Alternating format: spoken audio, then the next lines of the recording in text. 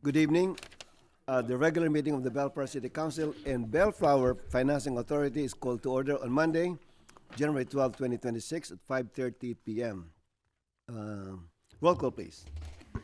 Mayor Pro Tem Sanchez, Here. Councilmember Dutton, Here. Councilmember Coops, Here. Councilmember Morse, Here. Mayor Santinas. Here. Closed session. Mr. Smoot. Thank you, Mr. Mayor. The council will recess to closed session for 4 items, items 3A, B, C, and D as listed on the agenda. All right. Any recusals? I will need to recuse myself on all items. Okay. And I don't see anyone from the public, so we will now recess. Whoa. I'm just waiting my turn, Mayor. Oh, your turn. Okay. Oh, you have. I have to recuse myself on item 3A only Okay. due to a property interest within 500 feet. So 3A for Councilmember Danton and all for Councilmember Morse. And with that, we will recess to closed session. Mr. Mayor, actually, I think for Oh, item, not yet. excuse me, for item 3A, I believe that's the right one, yes, item 3A, I think we'll wind up pulling that item. We didn't receive some of the information we needed, so we'll pull that item. Okay, so we'll be discussing only item 3, B, C, and D. Still recused. All right, we'll now recess to closed session.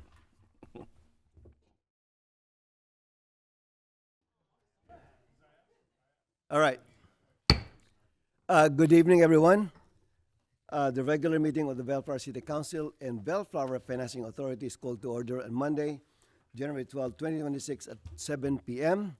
Back to open session. We are reconvening from the closed session and there are no reportable items. Roll call, please. Mayor Pro Tem Sanchez, Here. Councilmember Dutton, Here. Councilmember Coops, Here. Councilmember Morse, Here. Mayor Santinas. Here. Tonight's invocation will be led by me and the Pledge of Allegiance to be led by Jim De La Longa, Director of Economic Development. Please rise.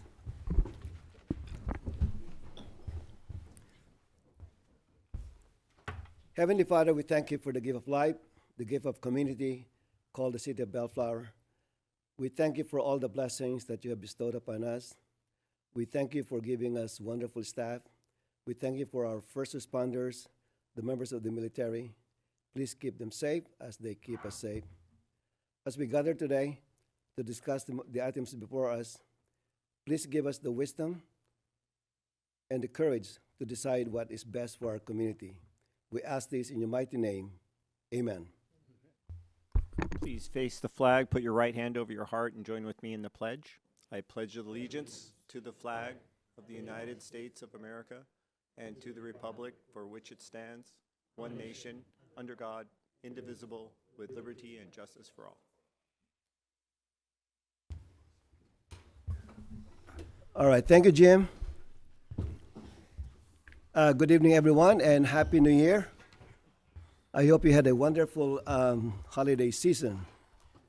I'll start with today's announcements.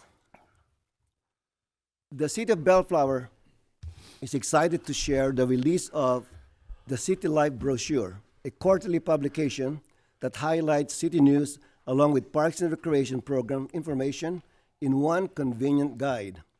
As part of our ongoing efforts to enhance communication with our community, the redesigned City Life brochure features a modern look and an easier way for residents and visitors to stay informed about everything happening in Bellflower. Inside the first spring 2026 edition, readers will find the latest updates on the 25 to 27 strategic plan, the Parks and Recreation Master Plan, upcoming community events, and key city initiatives shaping Bellflower's future. Residents can expect the spring 2026 City Life brochure in mailboxes by January 21st. The brochure will be available for download on the city website at www.bellflower.ca.gov. Mayor Pro Tem Sanchez. Thank you, Mr. Mayor. Good evening, Bellflower. Bellflower residents will soon receive new waste cards as part of a citywide effort to comply with the California Senate Bill 1383. From February 9th through May, CR&R will conduct a residential cart exchange for all current customers. Each household will receive a new landfill, recycling, and organic cart at no additional cost. On the scheduled collection day, residents must place all existing carts at the curb by 6 a.m. CR&R will empty the carts and replace them with new ones by 6 p.m. Replacement carts will be the same size as those currently assigned to the address. SB 1383 is designed to reduce short-lived climate pollutants and requires standardized cart colors for each type of residential waste. For more information, please visit the trash collection webpage at the city's website. Scroll to the bottom and select Cart Exchange Schedule and enter your full address or email mpaz@bellflower.ca.gov for more information. All right, thank you, Mr. Mayor. Thank you, Victor. Councilman Ray Danton. Thank you, Mayor. Calling all Bellflower small businesses, you're invited to attend a free employment services workshop hosted by the Southeast Los Angeles County Workforce Development Board. And that will be on Thursday, January 15th at 4 p.m. here at Bellflower City Hall at 16600 Civic Center Drive. The Southeast Los Angeles County Workforce Development Board partners with local businesses to strengthen their workforce through customized training and support. Its business service teams helps employees access employee training, an employee training panel, funding to train current staff, improvement productivity, and to remain competitive. They also provide no-cost recruitment assistance, labor market insights, and other workforce resources. Learn how your business can access the no-cost workforce solutions, access paid work experience opportunities that are received recruitment support, and discover job training services. Whether your business is looking to develop existing employees, hire new talent, or improve operations, they offer the resources designed to support the long-term success. If you have any further questions, please call 562-804-1424, extension 2249. For more information or to RSVP, email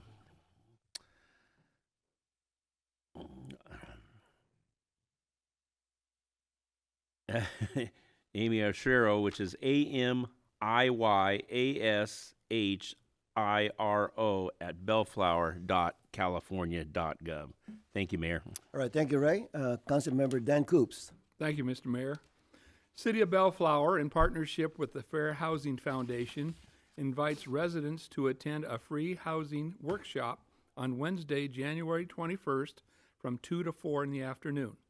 It'll be held in the Green Room at Bellflower City Hall, located at 16600 Civic Center Drive. The workshop is open to the public and is designed for tenants, landlords, property managers, attorneys, realtors, and management companies. Attendees will gain a clear understanding of their rights and responsibilities under federal and state and fair housing laws, including guidance on navigating tenant and landlord disputes.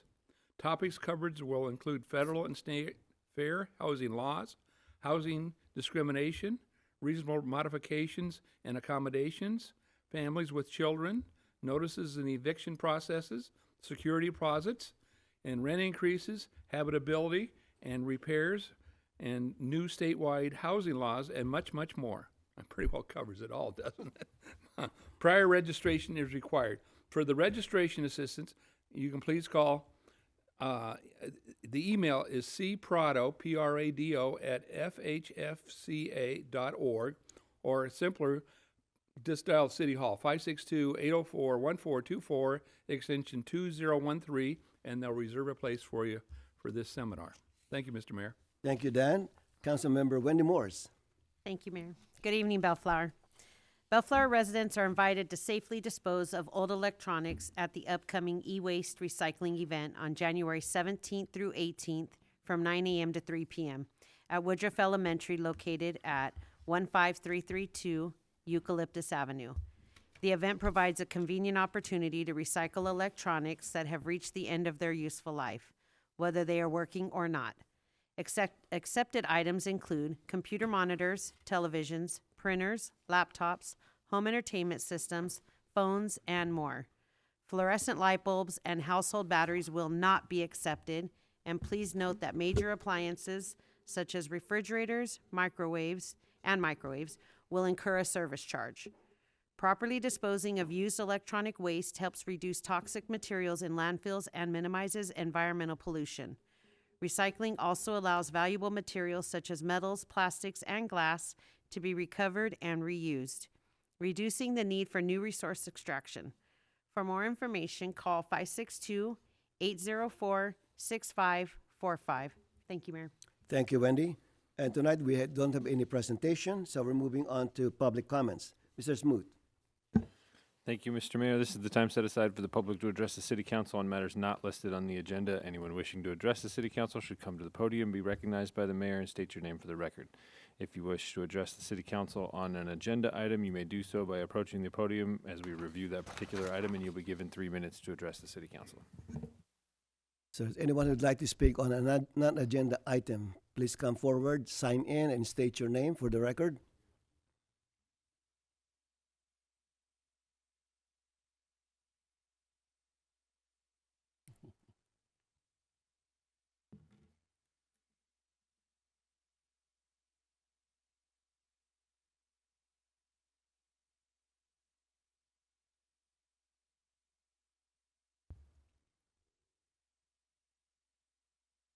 Good afternoon, Mayor, Hi, Bernice. Santinas, City Council Member. Just wanted to make sure that we can address a couple of items. I know that I'm in the cannabis business and the license was revoked. So wanted to make sure to, if you could please add it to the agenda and make sure we can discuss it in our next meeting, the next City Council meeting that is coming up on the the fourth week of this month. And just wanted to see if we could discuss that a little bit better in the terms of what I need to do. I got the application a couple of days ago, so I'm resubmitting the application, doing the traffic study as well to bring down the parking spaces. And just wanted to put that in the agenda, if that's a possibility, please. And that's it. Okay, thank you. Thank you. Mr. Smoot, can you describe for the benefit of the public in terms of just the process and timeline to process an application for a permit?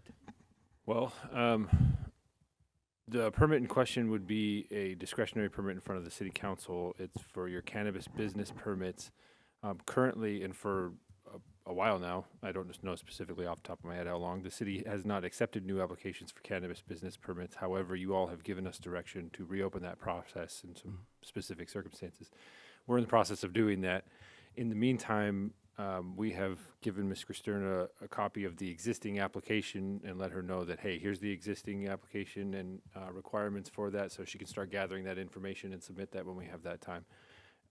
Frankly, even if we were to get that application today, I couldn't imagine that we would have it on your next council meeting. Once that application is received, would have to do a staff review and then bring that back to you for consideration. But obviously, any application that we receive through that process will bring to you for your consideration, of course. So. Okay, all right, thank you. All right, anyone else?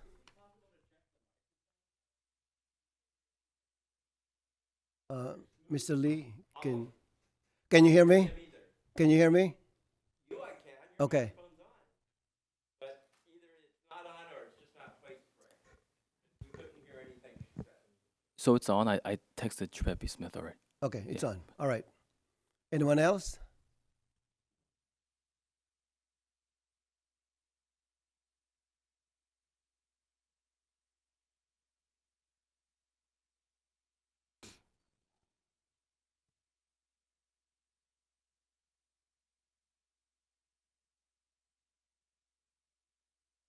My name is Barry Nestor, Your Honor. Council members, how are you today? Good morning. Good evening. Good. Good evening. I'm also here representing with Bernice from Dynasty. There is an additional question, if you don't mind if I ask that. So if we had an ability to get on next month's agenda, is it early in the month? Is it late in the month? Sir, what do you think the time frame is on that? Can you guys hear me on this one? Okay. Okay. very Frankly, good. at this point, there's nothing to put on the agenda. The time to put something on the agenda was when we considered the renewal of the application, which happened last month. Even if we had an application today, staff has to go through an appropriate process of reviewing that application before we brought it to the city council. As far as the time frame required to do that, I couldn't specifically tell you.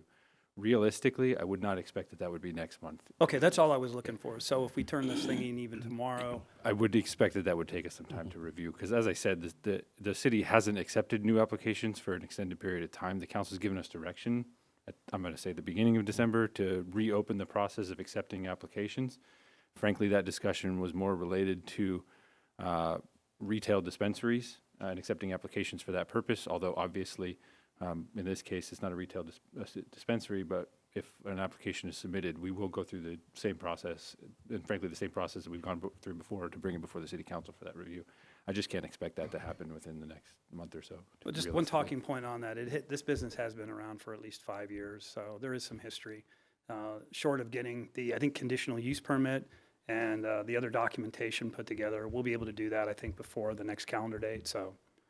Okay, very good. Just wanted to clarify. You said the CUP Correct. documentation will be for the next calendar day? Before your next meeting, these documents will be put in. Okay. So if we make that next docket, great. If not, That means then that's when staff gets a chance to look at them. that's correct. Okay, Thank you, council.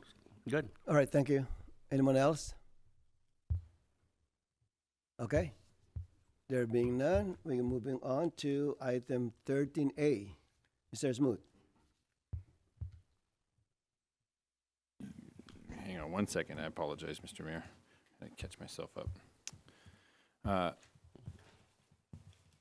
Item in 13A, I believe Joaquin is here to present this item, and if there's any questions, I believe Myra can jump in if needed. Good evening, Mayor Santa Ynez, Mayor Pro Tem Sanchez, members of the City Council. So the ordinance before you under item 13A clarifies City Council voting requirements pursuant to the city charter. How did we get here? So before Bellflower became a charter city, council voting procedures were strictly governed by default state law requirements applicable to general law cities. For example, Government Code Section 36936 required 3 affirmative votes to adopt ordinances and resolutions, no matter how many council members were present. Now that Bellflower is a charter city, legislative procedures, including voting rules, are a municipal affair. The charter expressly authorizes the city council to implement all aspects of the charter, including tailored city legislative procedures like voting, through an ordinance. Essentially, the ordinance is an exercise of Bellflower's home rule muscle. Now, the proposed ordinance, what does it do? The ordinance adds section 2.04.080 to the municipal code. It establishes a clear default rule. Ordinances, resolutions, and motions are adopted by a majority of council members present at a properly noticed meeting, as long as a quorum is present. Note that the ordinance does not change any charter required or state law supermajority votes, such as requirements for urgency ordinances or fiscal emergency. In practice, what does this look like? Here's an example. Under the general law framework, if only 3 council members were present, 2 yes votes could not adopt an ordinance. So a 2-1 vote would be insufficient.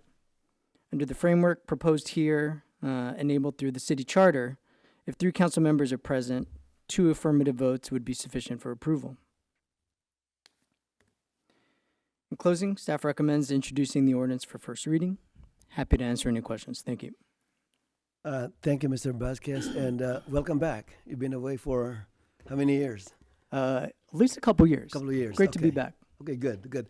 Can you show the previous slide? I really like this because I think there was one situation wherein that's exactly what happened. There were 3 council members present and 2 yes votes, and it did not go through. Okay, that's good. So with now being a charter city, being the same situation, the 2 yes votes with 3 members present, that will be an ordinance. That's good. Okay. Thank you so much for that. Any question for Mr. Vasquez? No. Yes, Mr. Mayor, on my end. Go ahead, Mayor Pro Tem. Thank you. Thank you, Mr. Mayor. Just the questions a little bit. Could you elaborate a little bit more on page 1 of the ordinance, section 2.04.080, section A? The what usually will fall under? Sorry, section B. It specifically states that it's not altering the voting requirements of the charter that was adopted by the residents. Can you elaborate a little bit more on what falls under that section typically, just for the public's knowledge? Sure, these are going to be supermajority votes. For example, an urgency ordinance where 4/5 vote is required. Other majority votes to amend the charter. Things that are baked into the charter itself would not be affected. However, your traditional methods of operating business in the city, ordinances, resolutions, minute orders, those are going to be facilitated through a majority of you all that are here, so long as there's a quorum. Okay, so just to be clear, that would be ordinary business, right? That's correct. If there's a fiscal emergency, you all want to establish a zoning moratorium, in those instances. It would require supermajority. Exactly. Very good. Thank you. Your charter specifically calls for things like districts, if you Right. were to make these changes. So there are specific examples within the charter, things like a fiscal emergency or could be state laws. Thank you very much. Thank you, Okay, Mr. Mayor. good. Thank you. Any questions? No. All right. What's your pleasure? I'd like to waive further reading and introduce ordinance number 1452, an ordinance adding 2.04.080 to the Bellflower Municipal Code to implement the Bellflower City Charter by establishing voting requirements for ordinances and resolutions and other city council actions. I'll second the motion. Motion by Councilmember Danton, seconded by Councilmember Coops, to introduce ordinance 1452. Roll call, please. Mayor Pro Tem Sanchez, Aye. Councilmember Dutton, Aye. Councilmember Coops, Aye. Councilmember Morse, Aye. Mayor Santenaz. Aye. Next item, item 14A, Mr. Smooth. Thank you, Mr. Mayor. This is consideration of your recreation special events calendar for the calendar years. PJ, I believe, is coming up, and Kristen with him. They'll present this item for you.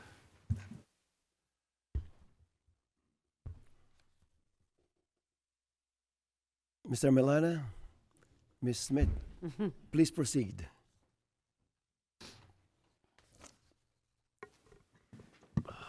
Good evening, Honorable Mayor and members of the City Council. Item 14A before you this evening is the proposed special events calendar for calendar years 2026 and 2027 for the Department of Parks and Recreation. As outlined in the staff report, staff is requesting City Council approval of the calendar to allow for coordinated planning and implementation consistent with adopted budget allocations and available staffing resources. The calendar continues the practice initiated last year, aligning special event planning with the City Council approved budget, personnel capacity, and policy direction established through the Parks and Recreation Master Plan. Special event programming remains a core component of the department's mission to enhance community engagement and quality of life while balancing operational capacity and service delivery across all program areas. Staff continues to refine and deliver a robust special events program within existing resources, maintaining consistency, improving execution, and responding to community demand.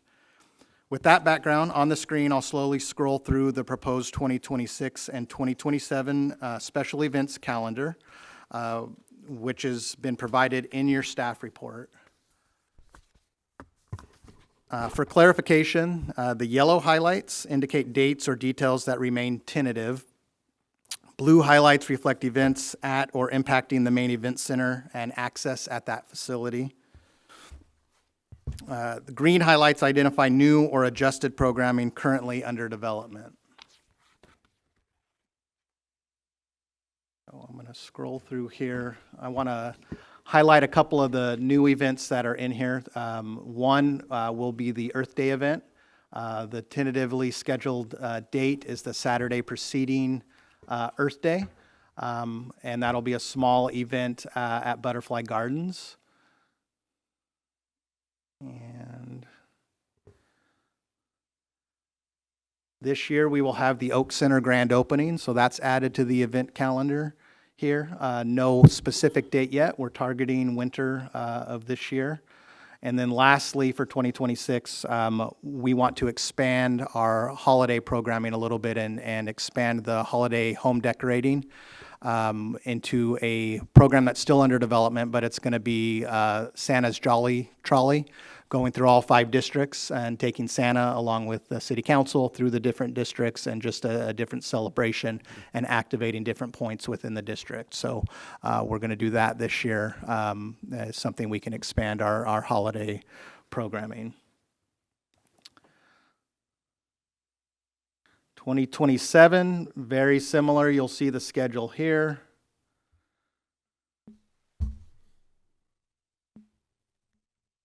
And then the new programming. Approval of this calendar allows staff to move forward with detailed planning, coordination, and contracting necessary to deliver events within the framework of the City Council approved budgets, staffing capacity, and policy direction. Staff's recommendation tonight is to approve the City of Bellflower Department of Parks and Recreation special events calendar for calendar years 2026 and 2027, or alternatively to discuss and take other action related to this item. This concludes my presentation, and I'm happy to address any questions or comments that you may have. Thank you, Mr. Milano. Oh, thank you, Mr. Milano. I really like this calendar so we can plan ahead of time. Especially the calendars are getting full right away, so that's really good for advanced planning purposes. The Santa's Jolly Trolley, I mean, that's a very good concept. I really like that. How many hours are you allotting for that? No more than what we do for the holiday decorating contest, so probably maximum 3.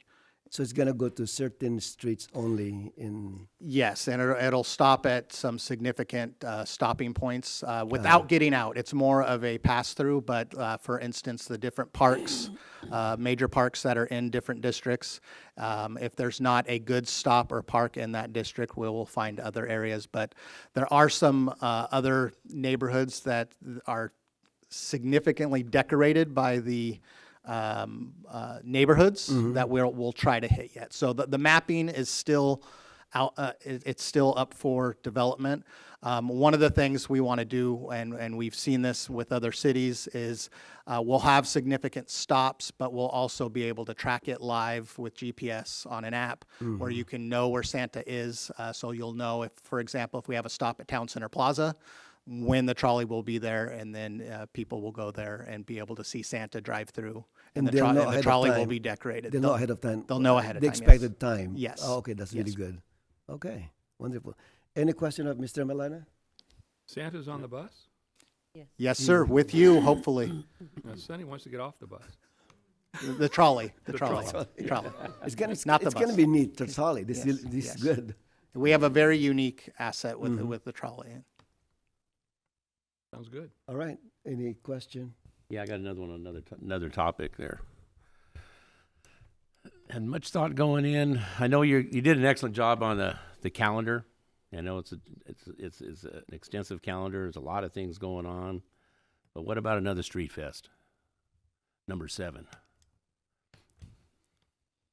Is there room for one? I know financially is one thing, and fitting it in with staff is another. Well, financially, there would definitely need to be a budget amendment if we do it. Kristen is doing her best calculation right now on the calendar. In terms of the calendar. And if not... The short answer is, not- I believe we can make that happen. It's just, school's back in session. School is getting earlier and earlier and earlier every year. So we are pretty compact, and school will be back in session. And now that we have our So that's more of the constraints as school starts. on the back end. The front end, we have the summer kickoff now. So that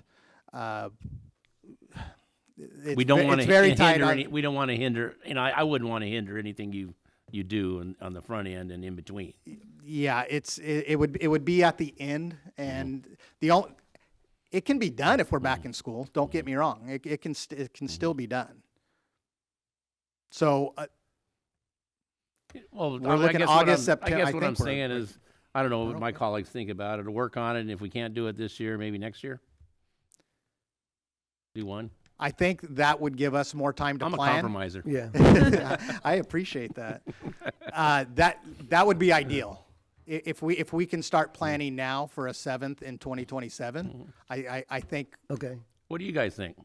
Well, I think the only constraint for me is, if the kids are back in school, the attendance might be not as much as we expect, because they're supposed to do their homework. Right. That's my only concern. And again, and if we do that, we're looking, since it'll be at the end of the 2027 summer, so it would be next budget cycle too. So I definitely think that's more feasible for us planning wise. We're not trying to panicking as we're going into this summer, and that gives us some time. So I am definitely open to that, and we could leave this meeting and work on the 2027 calendar and then through the budget. It's feasible. Are you Let's okay see with what, that? yeah, Yeah, okay, all right. I'm not here, for a, yeah, you have to do it, or a no, we can't do it. Let's work on it. Okay. You got to win all the right. election first, Ray. That'd be my good. Well, Mr. Mayor, I was just going to chime in. All right. Mayor Pro Tem Sanchez. Yeah, thank you, Mr. Go Mayor. ahead. I wanted to chime in on that. Absolutely. I think whether we start planning and budgeting for the 2027, I think that's a good compromise. And maybe even the idea of exploring a different day of the week for that one, maybe a Saturday or Friday night. Just a thought, experimenting a different day. Again, just a thought and idea, but I think 27 makes sense. I think 26 is pretty much, that's 6 months out. No. So it's a And they little said harder 27 to was tentative, so that does Right. give us some.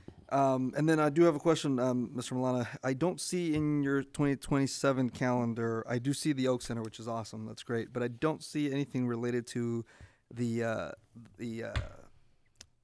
soccer fields at Sims Park. I know there's a lot of moving parts, but is there more information or update as to why or when that's going to get scheduled into our system, I guess? With regard to this item, there definitely will be a grand opening when we get to that point. I'll defer to Lynn here as far as timeline on construction and where we're at and the future of that development. Honorable Mayor and council members, the Sims Park Stormwater Capture Project currently following the design completion at the end of 2025, just last month. The project estimate cost, construction cost for the system is a little over $8 million than what we currently have budgeted. So we have turned around and submitted an application through a state grant, and then we're also going back to the Safe Clean Waters organization, which is the state level group that funds these projects. We've made a project modification request to them. We're waiting to hear back on both of those items. And once we have both those items, the plans have actually already been submitted to the city. They're going through plan review right now, currently. So it's just a matter of where we end up with funding. If there still has to be a significant funding windfall, then we'll have to come back to council and either request more money to do the stormwater project in its entirety, or look at modifying the project itself and maybe downgrading it and taking the stormwater component out of the park and just refocus our sights and our efforts on redoing the athletic fields there. Mr. Len Gurecki, what is that timeline then for those grant approvals if we were to get them? The grant approval, they're reviewing them. They haven't I would expect something probably here in the next couple months to hear back on the grant. The project modification request from the Safe Clean Waters Group. I know when the project modification applications were submitted, there was only one, which was ours.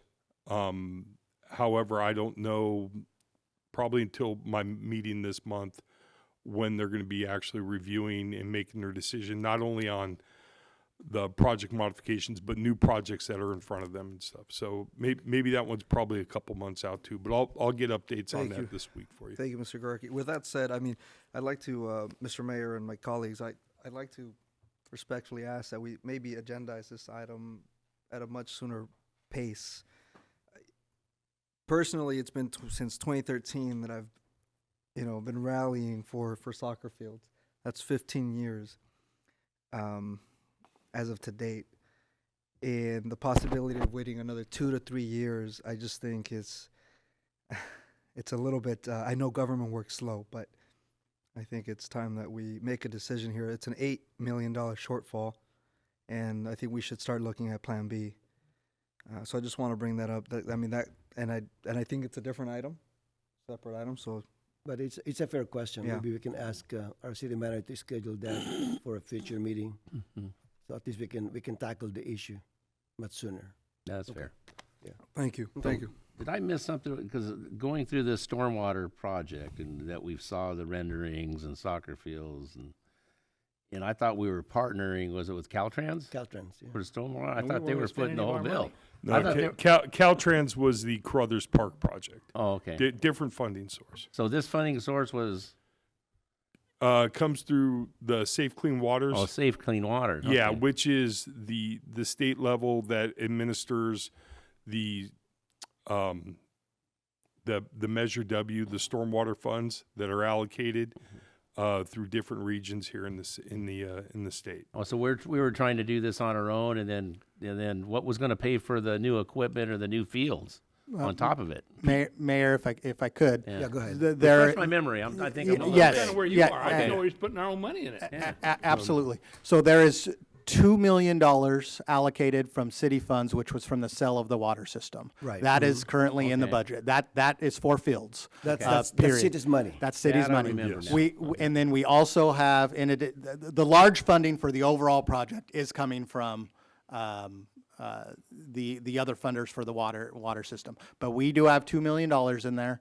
And we also have allocated, and we've been holding on to some of our Measure A park funds. We have $500,000 that we were going to commit to this too, that we've made sure we haven't allocated and programmed in budgeting. So that's $2.5 million that's there for the fields themselves in addition to this. And the hope was we're doing the lighting system. We're having a whole new field out there. So we're not just putting in artificial turf and everything else is old. So the plans and everything show for new fencing, the new turf, taking out the bleachers with portable bleachers, removing all the things. So there is city funding involved in this, and that is currently allocated in the budget, and it's been carried over from budget cycle to budget cycle. So Okay. So when we went out after this endeavor, I mean, we were going to, so this has been going on for a long time, and I apologize to everybody, I don't remember.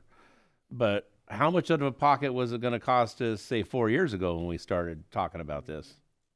Well, the initial estimate for the stormwater project came in at a little over $13 million, and we received, or I shouldn't say estimate, the original funding allocation to us for this purpose was a little over $13 million.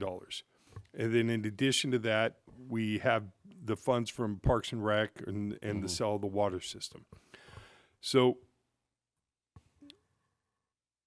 the stormwater mechanisms or the stormwater capture systems are not I'm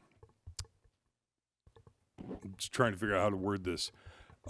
Based on our experience with Carruthers, for example, they're not foolproof, and they're having a hard time getting any of the stormwater systems to function, Making them work. as they're designed. Just like we learned with Carruthers.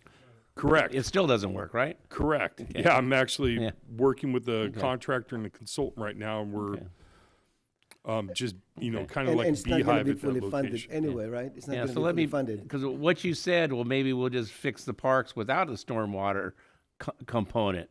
That got my attention. So there was a carrot dangled for her. We went for it, and we were going to put Right. money out of. Now there's no sense. If we're going to spend $8 million, why do we tear up the whole park Well, yeah, so that was and close yeah. it down? That was the original funding allocation that we received. So with that, we started design. So you go through the design process. We get to the point where we had it at 100% design, and then the architects and engineers put a construction cost estimate to that. When they put the construction cost estimate to the system as designed, it ended up being a little over $25 million.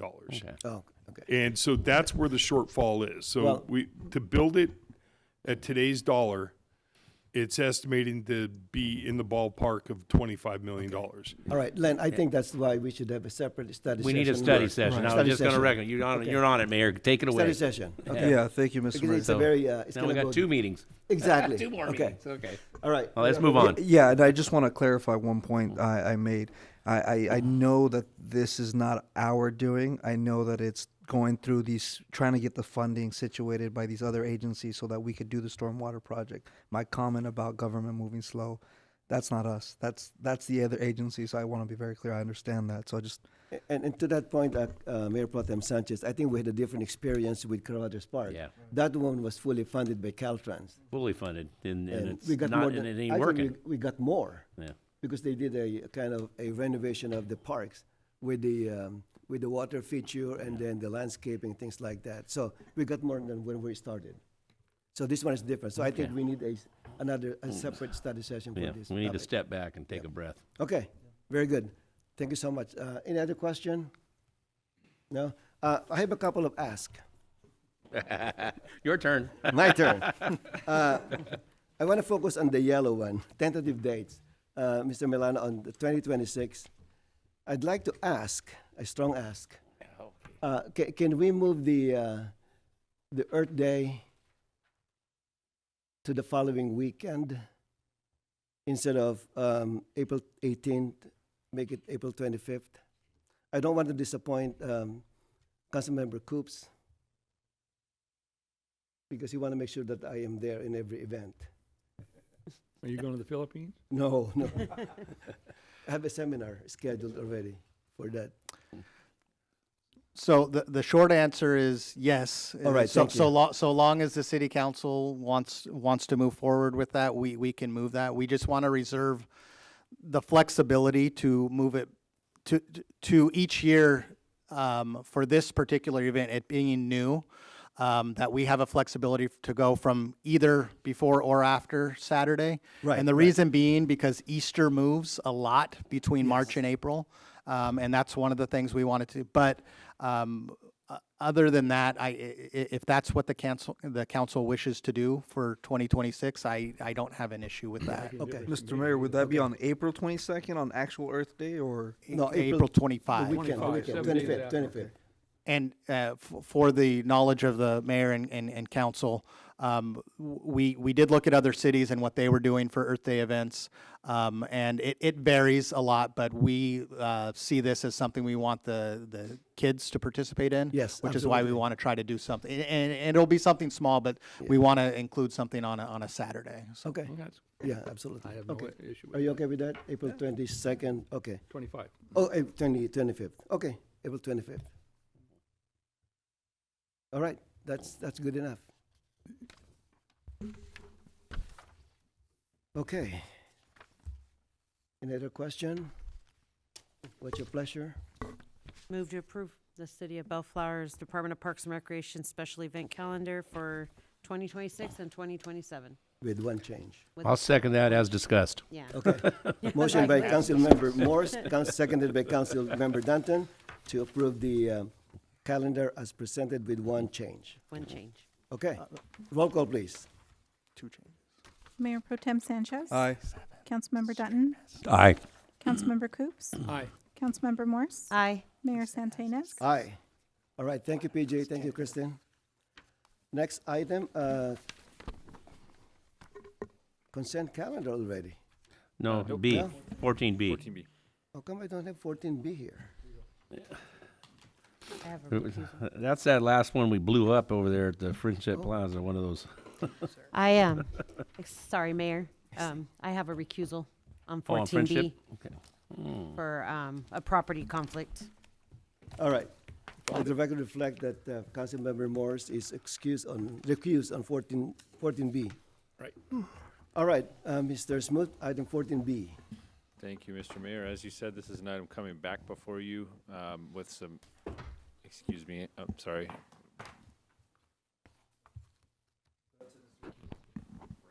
Oh, Ray too? I believe you have a recusal as well, Ray. You kicked out, man. Oh, You kicked okay. out. Modification on recusals, we have also Councilmember Danton. the Christmas tree, right? Oh, that's right. Oh, that's right, the parking Councilmember Dutton, could you please state for the record the reason for The the reason? recusal? I'm recusing myself from 14B due to a property conflict within 500 feet. Thank you very much. All right, thank you. All right, Mr. Smooth. Thank you, Mr. Mayor. Jim is here to present this item. This one's coming back before you with some design options for us to consider, keeping in mind this project has to move rather quickly. I'll let Jim run in through the details for you, though. Thank you, Mr. Smoot. Good evening, Honorable Mayor and members of the City Council.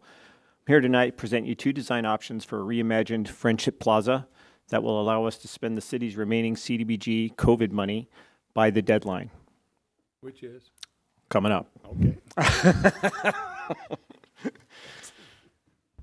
A little background.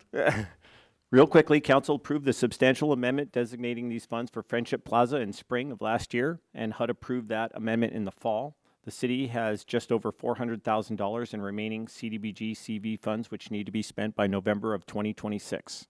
Staff is here with two Friendship Plaza design alternatives for council direction. The cost of these designs are estimated to be right in the ballpark of the remaining $400,000 in CV funds.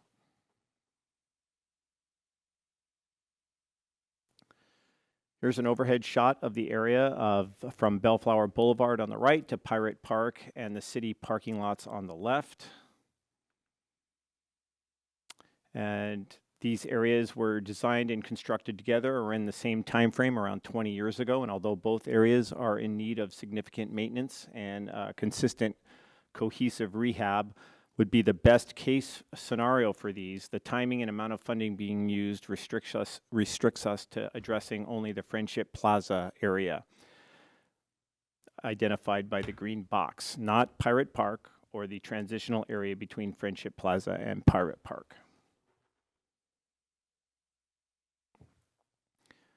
Here's a look at the two design options side by side.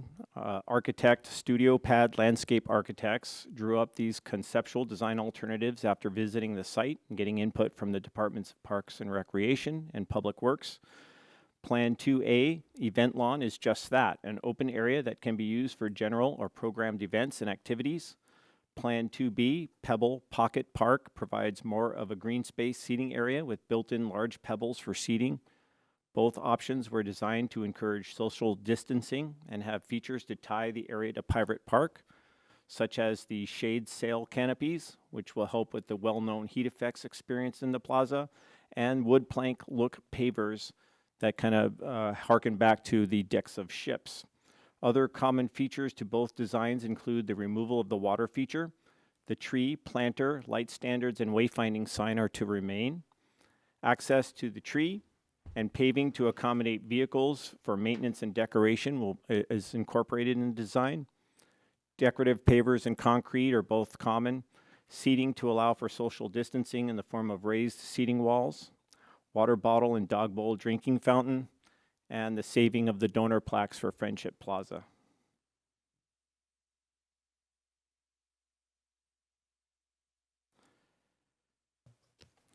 Here's a closer look at the event lawn option. along with some conceptual images showing examples of the fixtures and materials that could be used and incorporated into the design.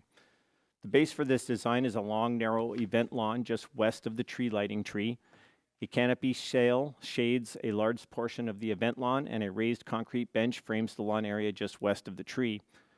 Colored concrete flanks the north and south sides of the plaza with wood plank-like pavers connecting the area around the tree and lawn to the colored concrete next to the buildings.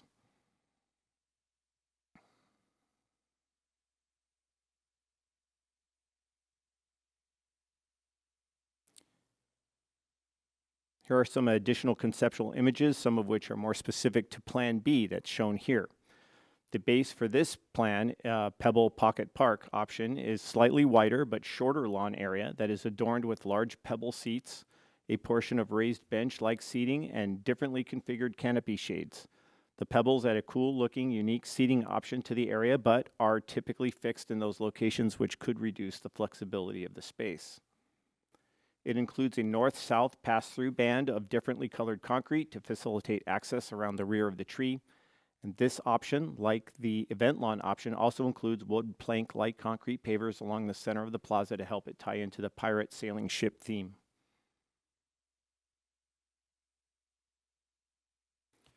With tonight's direction from City Council, I'll work with Studio Pad to incorporate any comments into a final design, and then we'll hand it over to Public Works for the preparation of the construction drawings and specifications for the bid process. That concludes my presentation, and staff is available for questions and to take your feedback. All right, thank you, Mr. De La Longa. Any question? Yes, Mayor Pro Tem Sanchez. Thank Go you, ahead. Mr. Mayor. I guess my question would be to Mr. Milana. I'm kind of curious to hear what Parks and, I'm assuming, and maybe I shouldn't assume, but I'm assuming it would be Parks and Rec that would be utilizing the space. Do you see, I'd like to hear your thoughts on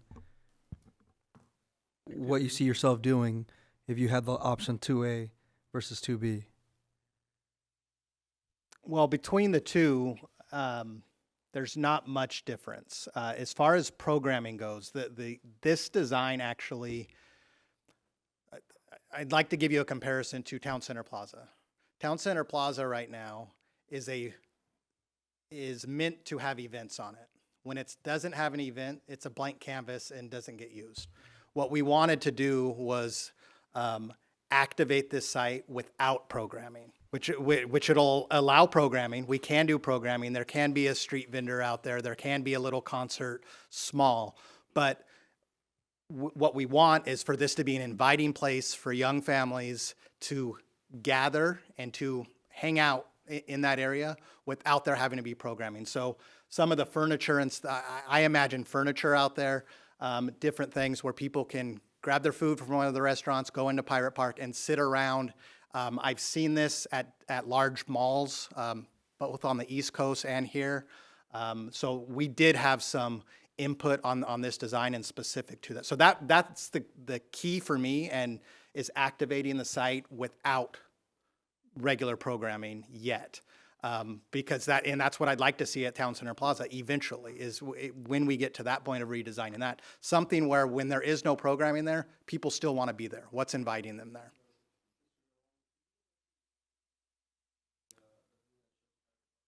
Sure.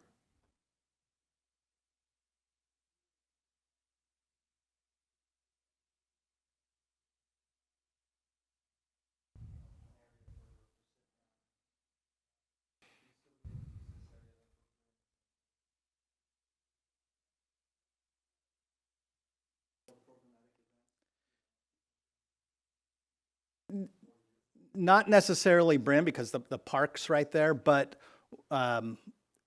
you've seen at Street Fest, and it is with Brim, we have those like large scale chess pieces and checkerboard, things like that, yes. And that can be done without fully deploying a Brim department. We could set equipment out there, and yes, it could get stolen, but it could not either. You see it a lot at downtown, really activated areas where that stuff is just there, and people utilize it. So I can see different things that can be mobile that we can move in there from time to time as well. And it could be utilized on both of those areas. It doesn't typically get utilized right now, right there in front of Pirate Park. That's just an entry-exit area. But that's one of the reasons why I did want to suggest and recommend that we had the artificial turf there, because that's the area that can just be utilized in a lot of different ways, whether it's programmed or kids are out there, they can have a picnic out there, different things like that. And Mayor Pro Tem, as I believe Jim mentioned, the funding that we're using for this was obviously limited because it was a specific source.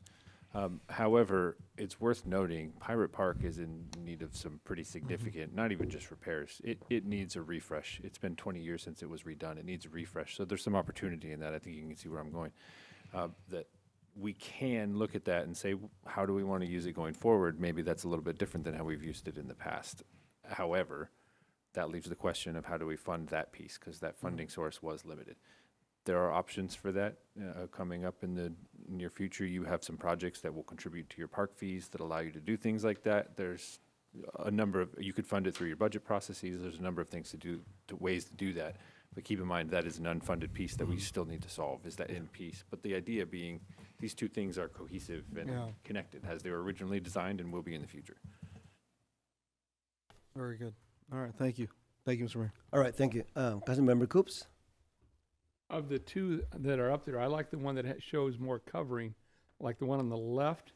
We got a little less outdoor, because I'm going by the green area is grass or turf. And then to the left of that are the awnings that give more shade to those that want to be outdoors. So I'm leaning more towards the 2A. But I know what you're saying about the Pirate Park, and we're going to have this crisp, brand-new item next to a worn-out Pirate Park. And if we have and I don't know what it's going to cost to bring that thing back. Is it a $2 million project or $1 million? I don't know. But it would be nice to be, but while we got this place all tore up, why don't we work on that at the same time? We have some, I'm going to say, back of the envelope type estimates as to what it's going to take to get Pirate Park into a, refreshed condition.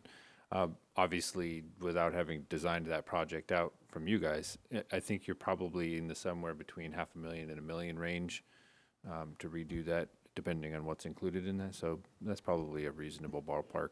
But again, something that we'd have to fund in some capacity, whether it's through additional budget allocation from the council or through park fees or some other method. So, grant funding, if you will. PJ, you've often been able to get monies from the county for different projects. Now, we've probably pretty well expended everything or put aside money for certain projects. If you were to use monies to do the Pirate Park, that would be money that would have to be looked for at an update later.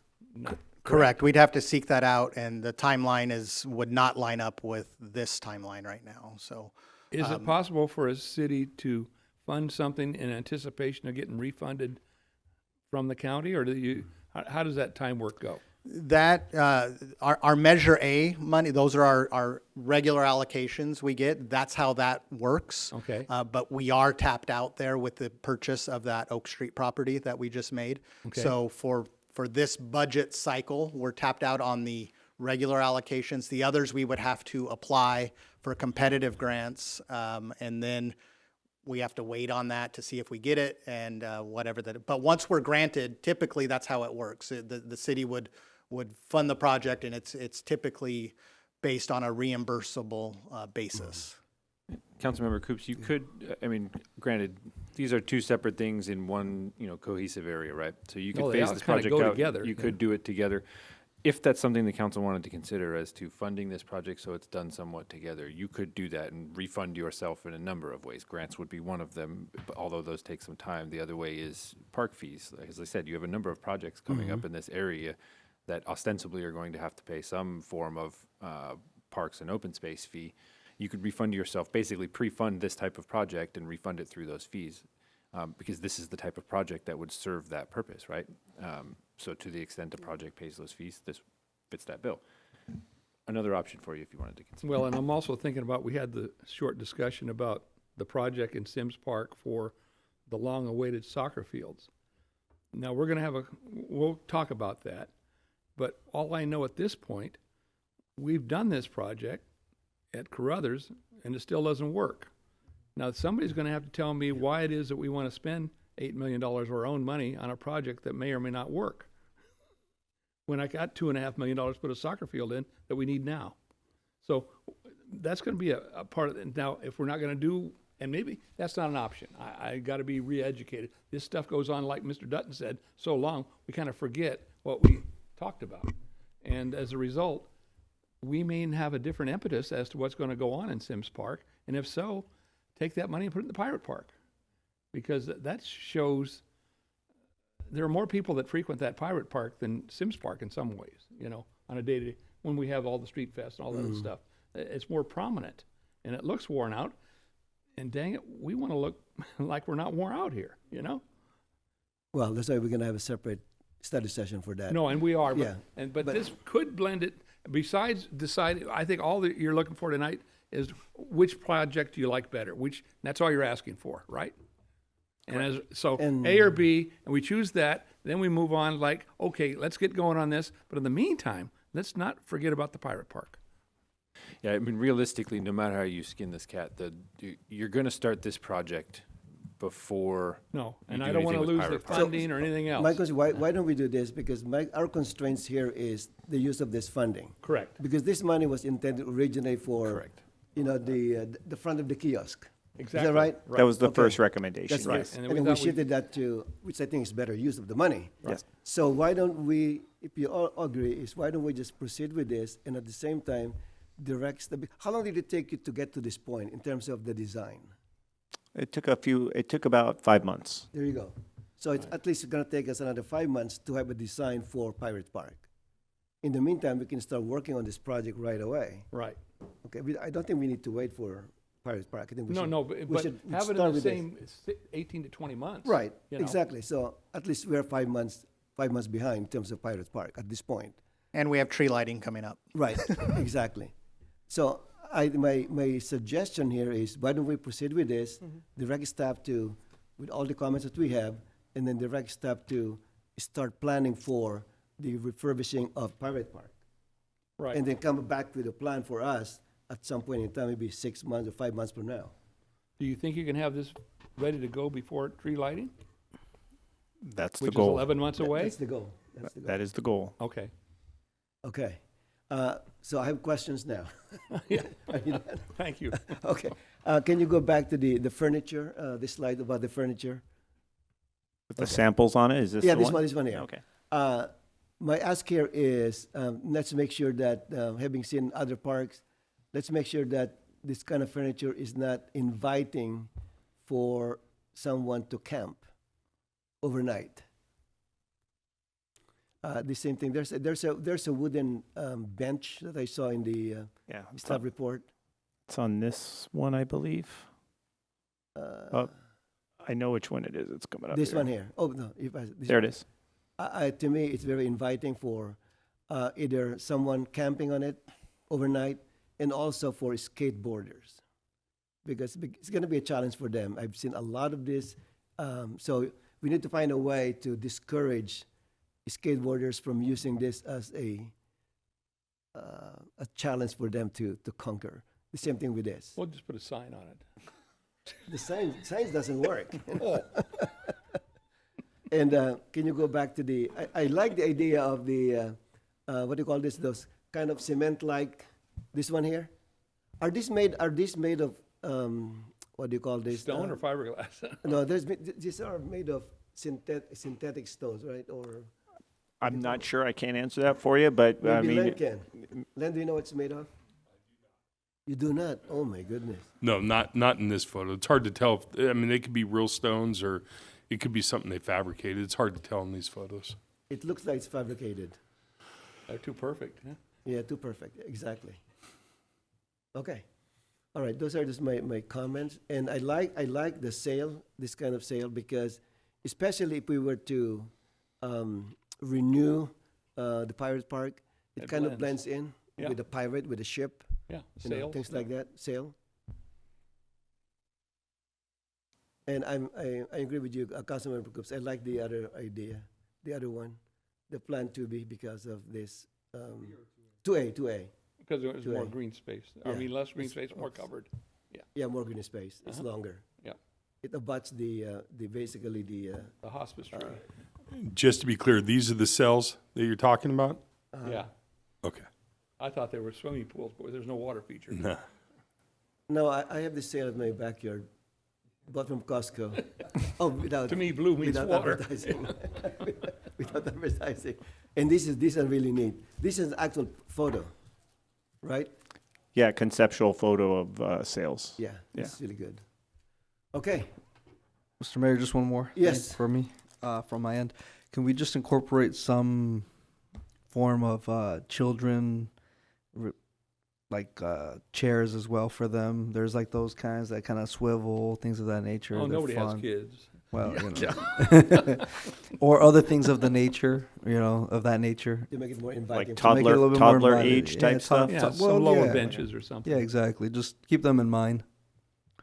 I know Pirate Park's right around, or right there too. But obviously, the idea is, So mom can watch them a little bit without going to facilitate the a pirate little park. bit. Yeah, eat some pizza. Right. And you're right, Mr. Milan, about this being excuse me, Mr. Berger, this area and this one is being used for chess. I've seen that. It Yeah. really works. It Yeah. does. It's a great attraction for kids. Okay. All right. Are you okay with 2A? 2A? Two-way. All right. 2A 2A it is is. the consensus Okay, with your comments. with the comments. Yeah, exactly. Okay. Do you need a formal anything, or is two-way good enough? I think with Is that that good direction, we direction? can go back and get this thing designed. Is that correct? Okay. Okay. Any comments from the public? Anyone wants to chime in? All right, very good. Mr. Berger, is this an example of without the what was the resolution that we passed earlier about the charter? Oh, yeah. No, The voting. the voting. So if let's say if the vote was 2-1 tonight, just an example, this would have not passed before that resolution, before that ordinance. This is a little bit different from the standpoint of you're providing direction to do a okay. design. Okay. You're not adopting an ordinance, nor are you adopting a resolution. If it was for the expenditure of money that was above the city manager's expenditure limits, that would be a different question. Under state law, you're required to have 3 affirmative votes to make that type of expenditure okay. authority. Okay. So that would be an example An under those example, yeah. circumstances. Okay. All right. Mr. Smoot, what's your time frame for providing us with this design? Pirate for Park end of it? Park? I think as far as figuring out how to fund something like that or pre-fund something like that is probably the better way to put that. We could probably move pretty quickly on that. I have some ideas in mind already. As far as designing it out, we have some initial concept designs that got us to a ballpark price as far as Pirate Park itself. If we want to expand that a little bit, it might get adjusted some, which might play into the funding and financing a little bit. Realistically, you're probably looking at a couple of months, Okay. maybe a little more than that, to at least bring you back some idea and then design. So you're going to follow this project without Right, doubt. the same thing, yeah. Okay. Yeah, it's going to okay. be one and then the other, no matter what you do. But I wouldn't want to hold up this design for that Right, one. exactly, But I exactly. wouldn't No, see we shouldn't. spreading out very Yeah. far either, to be honest. Why does it need to be redesigned? I mean, It doesn't necessarily. the components are all there. You got to replace the ropes. You got to paint it. You got No, but, Yeah, go ahead, Len. fencing. Well, Yeah, unless they've but that doesn't mean you got to reinvent the wheel, do you? You use the basic components, just rehab them. you can't rehab them. Okay. We just had to bring in a independent boat fiberglasser Okay. to make repairs to that system, because the system that's there, Right. the company no longer exists. Thank you. And there's no more. It's just too old. Okay. Any reimagining of Pirate Park needs to be inclusive of taking all of the old apparatuses out Okay. and putting the new system in there. Still along the same things, pirate ship, all that, Okay. but modernize it. Okay. Okay. That answers my question. So it's just going to be a lot of change over, basically. Yeah, and that's why I think we can move relatively quickly, because that's something we've been looking at for quite some time now. Correct. Knowing that there have been issues there, we've been looking at, hey, is this something we can repair, or is this something we need to really rethink? Well, if So we're going to do this, we've gotta kind do of that. already started that process. is the point. Okay. And- Mr. Milana, you want to add something? Nope. No? Okay. Jen- Just all in right. case. Yeah, Len Okay. got it answered. All right. Very good. So did you get enough direction from the council? I think we have the direction we need. All right, Okay, gets our that's colleagues good. in here.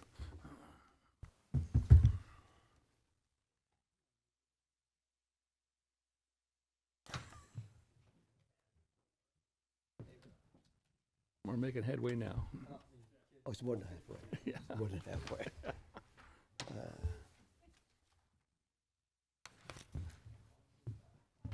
All right, let the record reflect that council members Danton and Morse are rejoining the council meeting. Yes. We're now on item 15, consent calendar. Does anyone have any recusals from the consent calendar? No recusals? I'm gonna double check. Yeah. Okay. Actually, it's been a long time since we had a consent calendar with 15s. It's always been 14s, and that's why I got goofed up. I thought I was conflicted on consent calendar. But yeah, because we added that special note for this, if you're zooming in. Okay. I'm good, Mayor. Okay. Anyone else? All right, very good. Anyone would like to pull any item from the consent calendar? I'd like to pull 15C. 15C, being pulled by Councilmember Coops. Anyone else?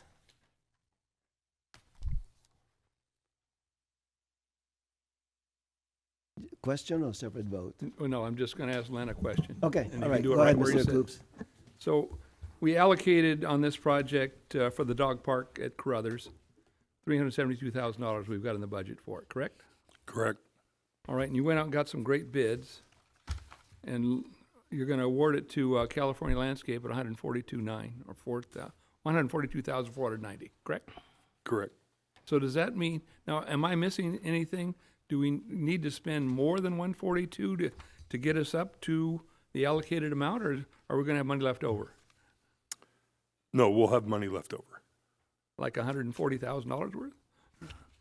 Sounds good, because we need that for the pirate park. Well,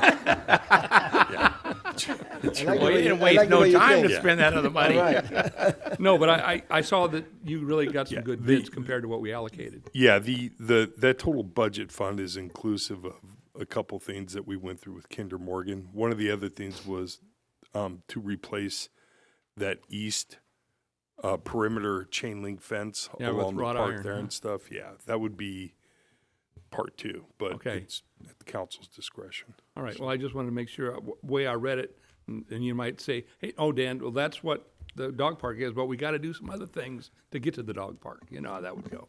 Plumbing or lighting or buy another dog or something, you know. All right. That's all I got. All right, thank you. Mr. Goreg, I have follow-up questions. Can you give us just like an overview in terms of what we're trying to accomplish for this item 15C, the dog park? Yeah, we're gonna basically fence off the southeast corner of Carruthers Park, which is kind of a no man's land. There's no real activity that takes place over in that area. It's outside of the ball field areas.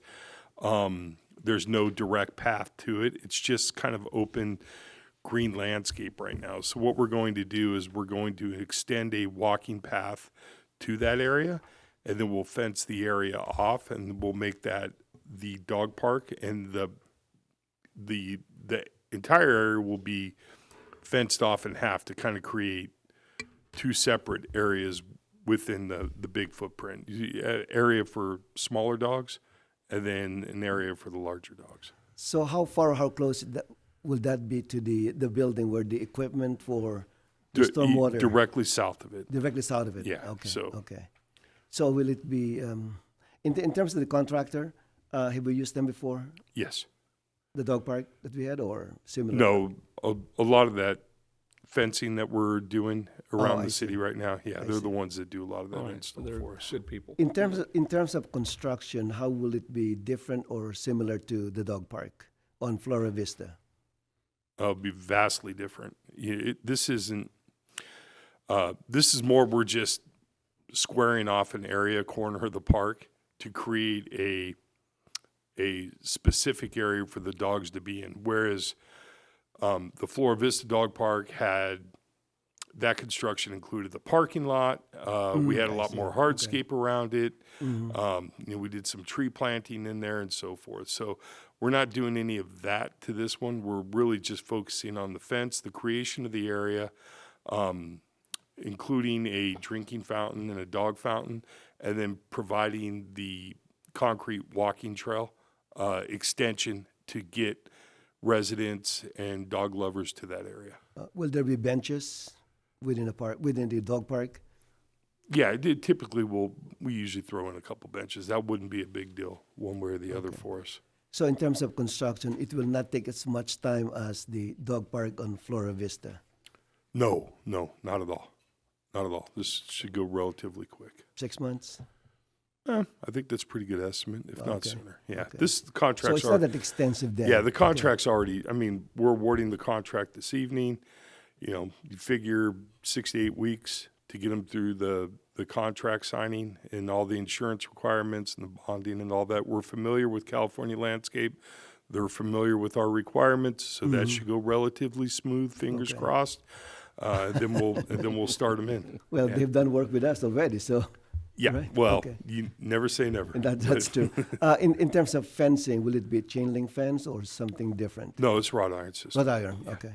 All right, very good. Thank you. Sonny Mayor. wants to make sure Mayor. I'm dedicated. Oh, I wasn't even thinking about it. Oh, yeah. Mayor, Yes, Mr. Danton.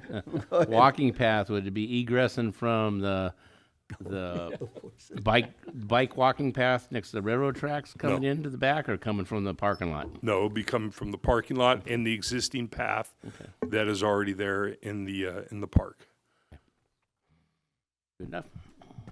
You got All something right. to add? You want to add something, Yeah, Mr. Milana? Just to that question, the vision is, though, there will be a walking path to the next phase that would go to So the I don't bike have to path. remind anybody for later?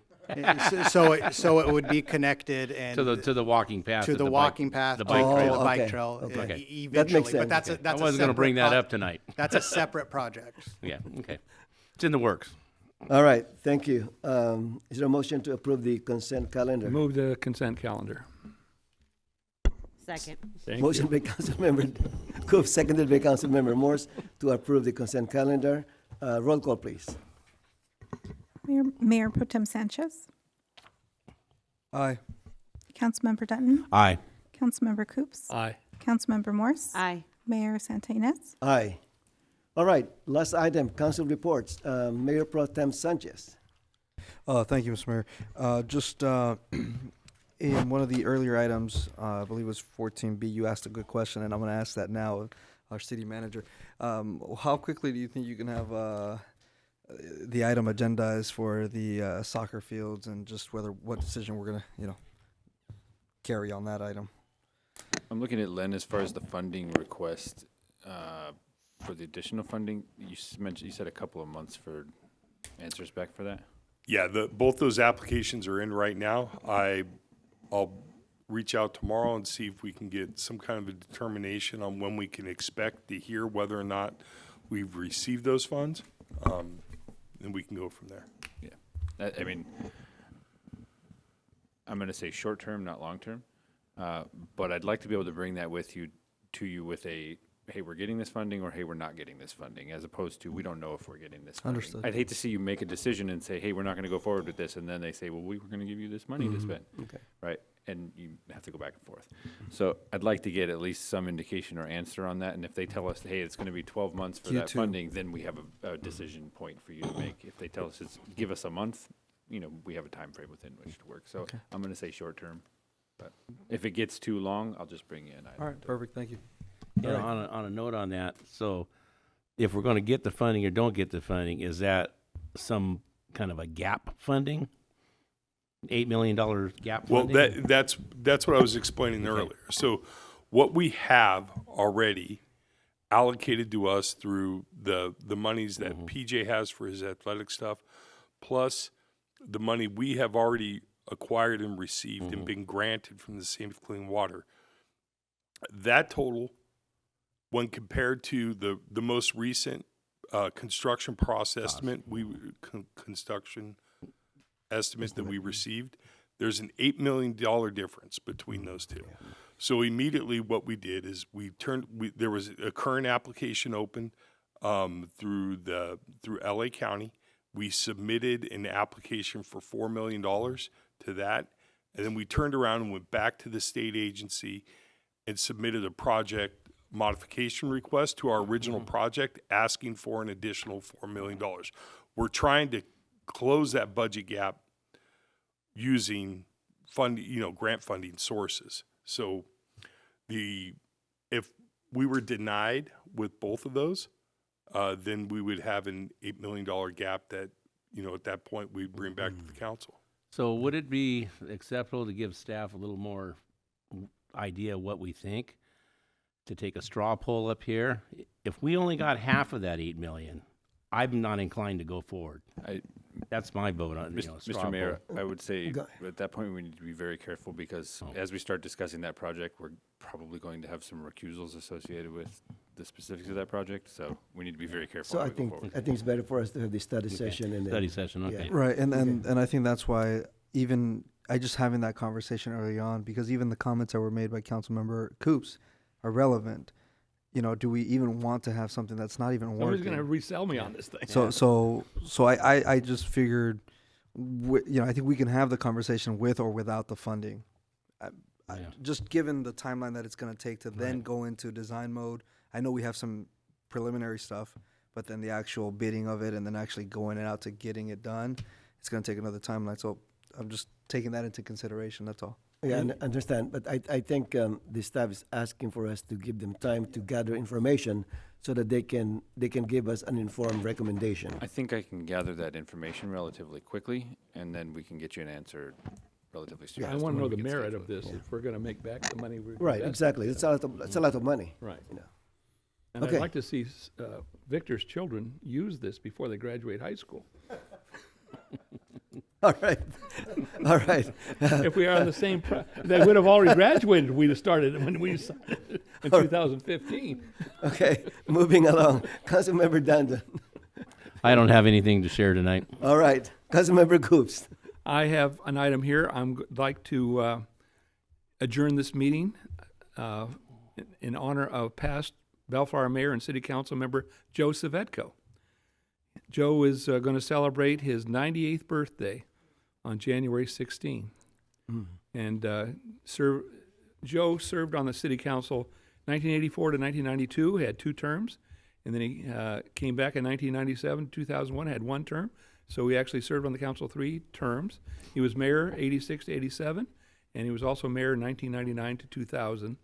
But to quite a milestone, I believe, and tell me if I'm wrong, I'm always the Bellflower historian, he has lived longer than any other city council member has in our city of Bellflower.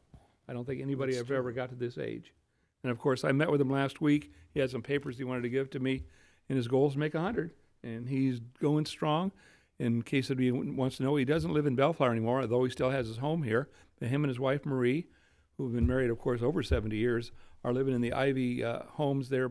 It's a board and care behind Sweetest College, the place where they got the big bird, big eagle out in front. And he has a room there, and he's doing just fine. But I just thought I'd share that with the public because a lot of people think, well, what happens to these folks after they get off council? And he's been off 25 years. And a lot of people think, oh, he's dead and gone. No, he's not. He's 98 years old. So I just wanted to recognize that feat. All right, very good. Thank you. I think 100 is a good goal. Councilmember Morse. I have no comments.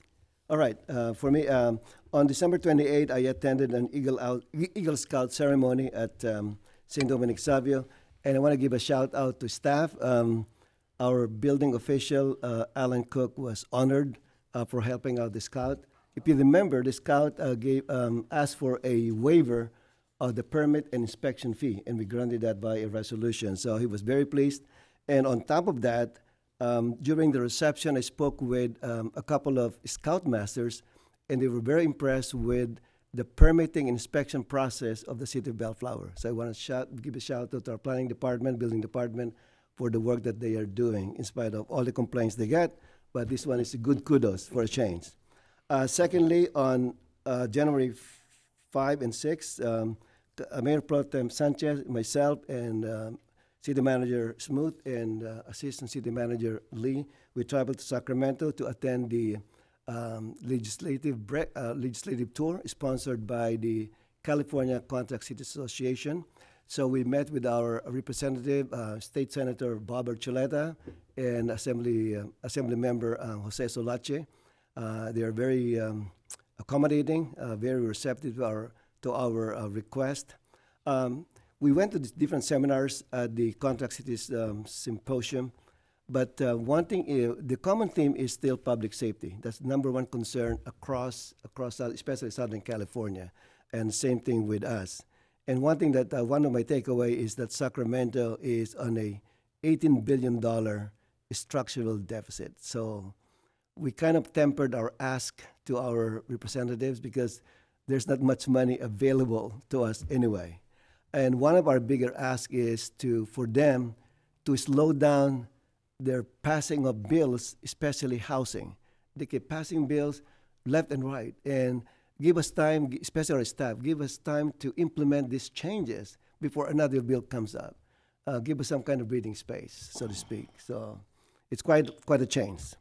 And finally, during the tour also, I came across resident of Bellflower and who works for another city and gave us a good compliment about our social media and our website. She said that they are now very cohesive. They talk to one another. So I'd like to thank our Parks and Rec department and also Trepepe Smith for all the work they do to make sure that our communication is very effective, especially to our residents. So kudos to our staff, kudos to our consultant for the work that they are doing. Okay, with that, we're adjourning to the next regular meeting. Let me remind you that it will start at 5 p.m. on Monday, January 26, 2026, in the Green Room. This will be a special event. We will honor and recognize outgoing Mayor Ray Danton for the wonderful job he did last year. So with that, our meeting is adjourned for 5 p.m. on Monday, January 26, 2026, in the Green Room. This meeting is now adjourned.